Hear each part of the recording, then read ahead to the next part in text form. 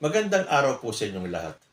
Yung pong mga kaganapan tungkol dito sa binabalak na mga senador natin na ibasura ang impeachment case ni Sara Duterte ay talaga naman pong nakapanlulumo at nakalulungkot. Mantakin ninyo, ang ating mga halal ng bayan ay atat na atat pagtakpan ang mga anomalyang ibinibintang kay Sara Duterte. Bakit hindi nila bigyan ng pagkakataon na linisin ni Sara Duterte ang kanyang pangalan para malaman ng publiko kung totoo ba o hindi? Dahil yun lang naman ang gusto natin.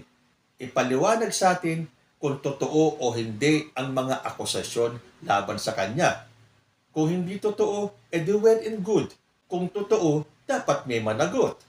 Pero sa ginagawa ng ating mga senador, na wala silang pakialam sa sasabihin ng tao dahil ba tayo ay ordinaryong mamamayan lamang at sila ang may hawak ng kapangyarihan? Isinasantabi ang kahihiyan para lang maipagtanggol ang isang taong kitang-kita naman sa mga ebidensya na dapat mapanagot? Ang masasabi ko lang talaga, shame on you, senators, na mag-a-acquit kay Sara Duterte. Bigyan ninyo ng pagkakataon, ipaliwanag ni Sara Duterte lahat ng inaakusa sa kanya. Ganun dapat. Kasi ang Senado, ang papel nila ay dapat dinggin ang impeachment, hindi harangin. Kasi kapag hinarang ninyo, kitang-kita ng taong bayan na sumusuporta kayo sa katiwalian. At yan po ang nakakalungkot. Dahil kitang-kita na po natin na doon patungo ang impeachment case ni Sara Duterte. At alam ko marami po ang nalulungkot ngayon. Sabi pa nga ng mga DDS, nag-iiyakan daw tayo. Yes, siguro nag-iiyakan dahil sa mga pangyayari, dahil sa kahihiyan na nakikita natin. Napilit na pinagtatakpan ng mga senador ang mga katiwalian na dapat ay hinaharap. Na akala ng mga DDS na to, hindi sila apektado kapag na-acquit si Sara Duterte, kapag nagpatuloy ang korupsyon. Hindi lang kami ang apektado, lahat tayo. At isa po sa alam kong nalulungkot, yung aking paboritong lawyer-vlogger na si Attorney Rene Bueno. Nung napanood ko po itong latest video niya, talaga pong lalo akong nalungkot. Panoorin po natin yung video ni Attorney Rene Bueno.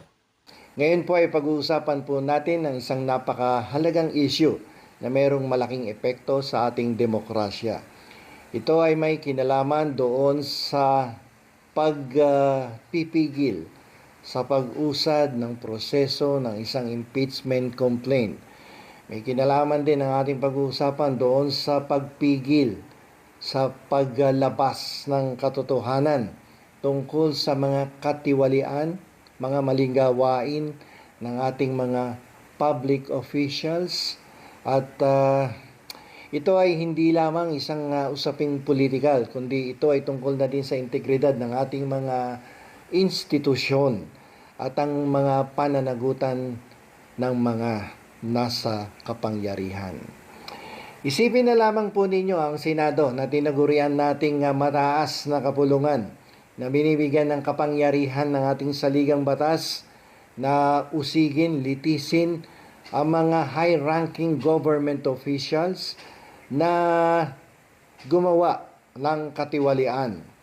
Ay siya mismo ang pumipigil, gumagawa ng paraan upang hindi umusad ang isang impeachment process sa ating mataas na kapulungan.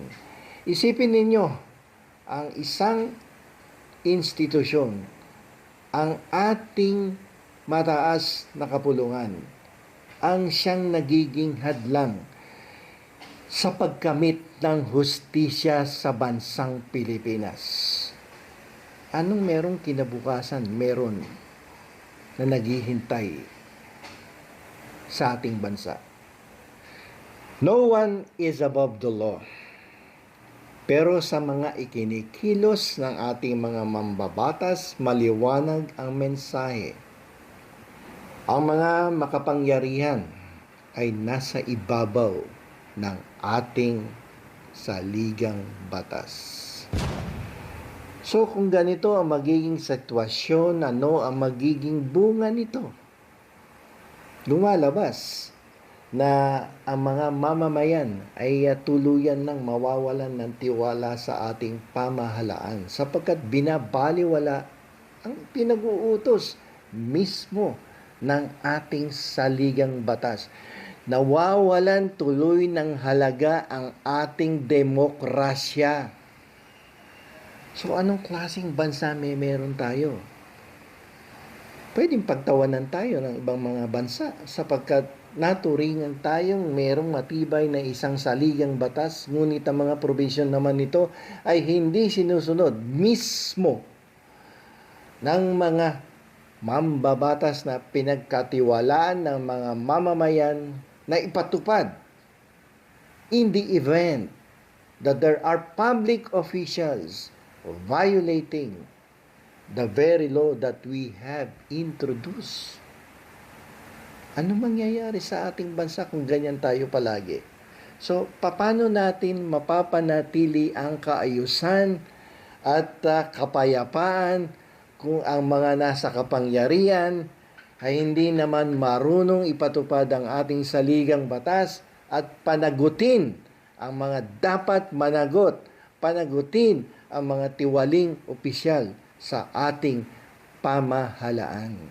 So anong klaseng gobyerno meron tayo pag ganito na direktang pinagtatakpan ang katiwalian? Ito ay malinaw na pag-atake sa very foundation of our democracy. Nakakalungkot isipin na ganito ang naging sistema natin sa ating pamahalaan ngayon. Paano to? Palakasan? Kaibigan? Kasama sa politika? Hindi dapat mabisto ng mga mamamayan ang katiwalian na kanilang ginawa at kinakailangang pagtakpan.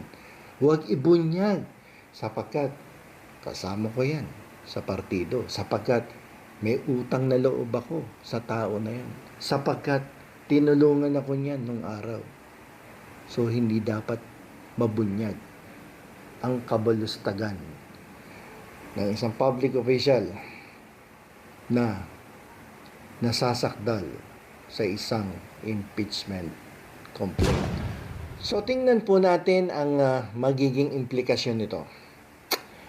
Actually, hindi po ito isang simpleng pagkakaantala or pagmamaniobra.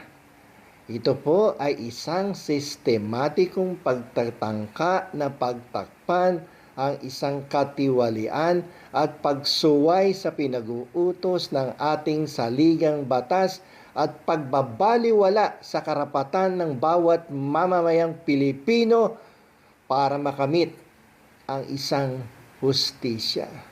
Saan ka naman nakakita na ang isang institusyon na isang mataas na kapulungan na pinagkatiwalaan ng ating mamamayan na binigyan ng kapangyarihan ng ating saligang batas to try and decide all cases of impeachment ang siya mismo magiging instrumento upang hadlangan ang pag-usad ng isang paglilitis laban sa isang mataas na opisyal na malinaw sang-ayon sa House of Representatives na mayroong mga ebidensyang hindi ginamit ng tama ang pera ng sambayanang Pilipino.